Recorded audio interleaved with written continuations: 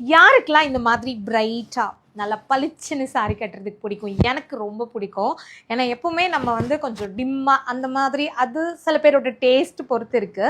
But mostly எனக்குலாம் வந்து ஒரு சாரியோ ஒரு ட்ரெஸ்ஸோ போட்டோம் அப்படின்னா அது அப்படியே பளிச்சுன்னு தெரிஞ்சால் இன்னும் கொஞ்சம் அழகாக இருக்கிற மாதிரி இருக்கும்.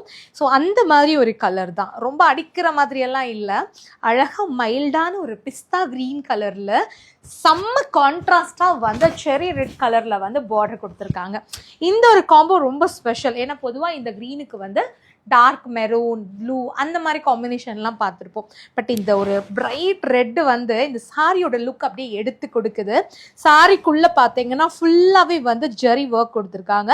ஆனால் ரொம்ப மைல்டாக இருக்குது. பொதுவாக வந்து ஜரி ஒர்க் இருந்துச்சு அப்படின்னாலே வந்து செமி சில்கில் சாரி ரஃப்பாக இருக்கும், கட்டும்போது அந்த மடிப்பெல்லாம் அப்படியே தூக்கிட்டு நிற்கும். ஆனால் இது பார்த்தீங்கன்னா பாருங்கள் எவ்வளோ சாஃப்ட்டு, எப்படி போடுறனோ அது அப்படியே எப்படி அழகாக நிற்கிது பாருங்கள் அந்த ஃப்ளோ. ஸோ சிங்கிளும் கட்டலாம், நம்ம குட்டி குட்டியாக மடிப்பு ப்ளீட்ஸ் எடுத்தும் கட்டலாம், ரொம்ப அழகாக இருக்கும்.